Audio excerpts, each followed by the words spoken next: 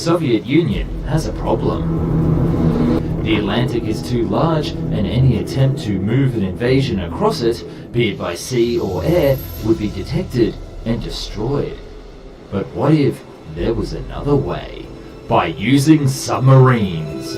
But not just any submarines, but insanely over-the-top science fiction level monsters that if built would dwarf even the largest machines ever built. These sea monsters could carry everything from aircraft, battalions of troops, and even tens of tanks at once.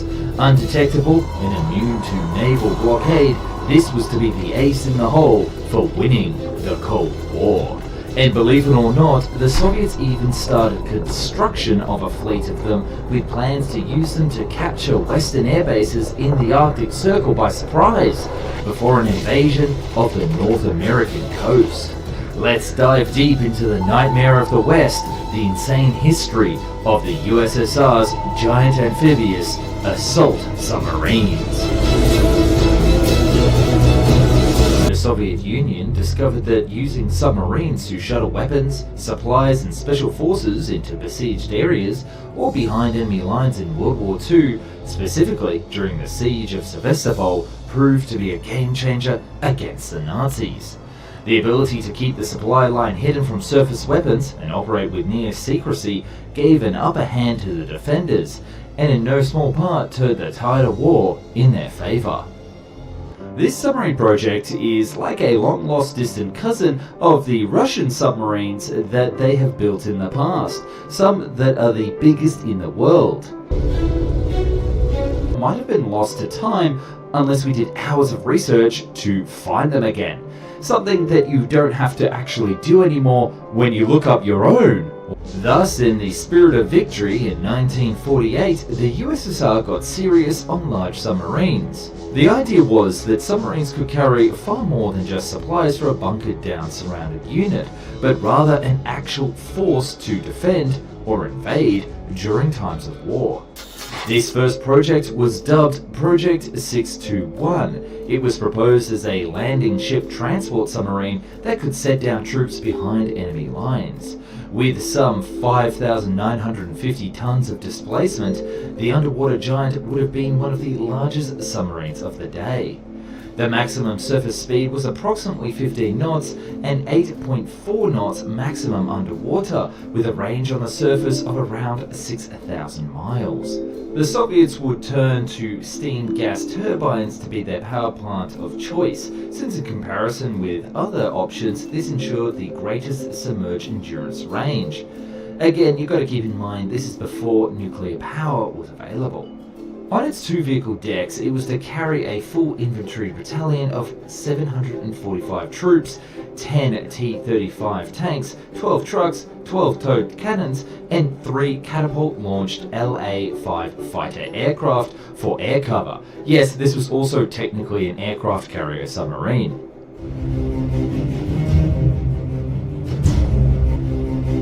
Well, it acted just like a beach landing craft. The sub would approach the shoreline and come up unexpectedly, resting on the beach's bottom and filling the rear ballast tanks and tilting the front up. The troops and vehicles meanwhile would be unloaded over the bow ramp when the submarine breached on the surface. Talk about one heck of a surprise. Once unloaded, the sub would be much lighter and be able to refill with air into its tanks and then push off. But like all insane post-World War II ideas, there were two major flaws. The submarine didn't actually have enough room on board for the full infantry battalion to travel 6,000 miles. There was only one bunk bed for about every 4 people. Essentially hot bunking so hot that you could cook a dinner under the covers. And that exhaust system wasn't sufficient to have multiple machines active on the decks, especially during the vulnerable offloading period. You can imagine the fumes. So the USSR decided to go back to the drawing board and come up with something else, a submarine that would have the ability to travel through solid ice. The year is now 1952 and the race for the North is on. Both the USA and the USSR realized that the Arctic battlefield would be ruled by submarines, and the concept of an amphibious assault submarine would be the edge that the Soviets would have against those dastardly capitalists. Called the Podledno Transport, which is Russian for under-ice transport, Submarine Project 626 was started to deploy troops in the Arctic areas, as well as support air surveillance and communications in the Arctic Basin. At 348 tons and 100 meters long, this sub had the capacity to carry 5 tanks, necessary fuel and ammunition, as well as 165 crack commandos and their supplies for missions in the polar regions. But let's crack this bad boy open and have a look inside. You'll notice that right away that the submarine is actually quite tall, and that it has a figure 8 cross-section of 2 main levels split into 2 compartments. Starting at the rear upper level, we have 2 torpedo tubes with 4 torpedoes, making it capable to hold its own in a limited engagement. Directly underneath was the engine room that had 2 2,000 horsepower engines connected to 1 propeller to give it a speed on the surface of 12 knots or underwater up to 8 knots. Moving forward, we also have a primary habitation and control room for mission operations, and then the main cargo lift. Yes, unlike the previous Project 621 with the forward ramp, this version would have a lift in the middle that could move the tanks and troops up to the front of the con tower vertically, so it didn't need to breach itself. And you're probably wondering why this design was chosen, because of its mission to operate in the ice.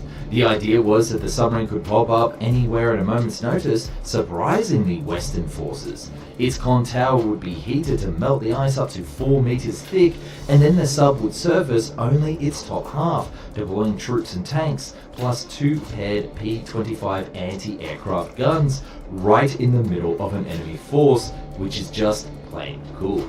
At the front we have the main cargo hold with the armor or troops, and underneath are the main batteries.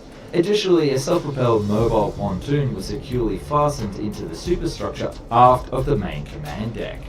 The Soviets believed that they could use this submarine to capture Allied airfields on the surface of the ice, which could then refuel Soviet bombers for further bombing missions to America. Now, there was also one issue with this concept: power. Their current technology made it slow, and it was definitely fuel hungry. Luckily, a new power source had arrived on the scene: atomic. But you couldn't fit in a typical nuclear reactor into this small submarine. Should we back off? Should we play it safe? Nah, you think let's make it bigger? So they needed to go bigger. In August of 1967, the USSR began to work on their magnum opus, Project 717.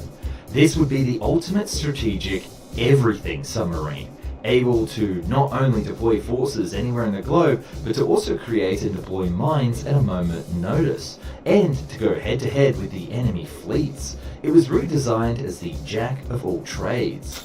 With a displacement of up to 11,000 tons, this submarine was to carry up to 20 amphibious tanks and BTR-60P armored personnel carriers, as well as 470 troops, with the vehicles stored in a double-deck hulls contained to the both sides of the main hull, with all 3 having an outer shell, giving it a very unique cross-section.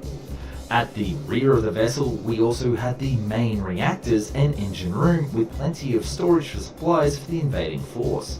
Plus here there was also a special mine production facility that could build and deploy sea mines without surfacing to interrupt enemies' shipping.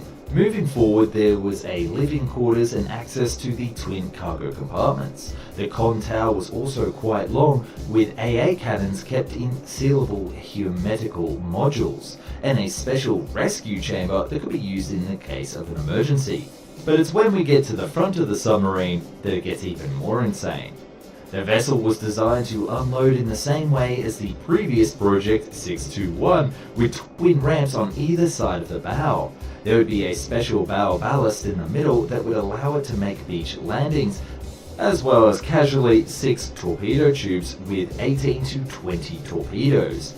Oh, did I mention that it also had AA guns and surface-to-air missiles? Yes, this was a beast of a submarine, and it was just missing nuclear ICBMs.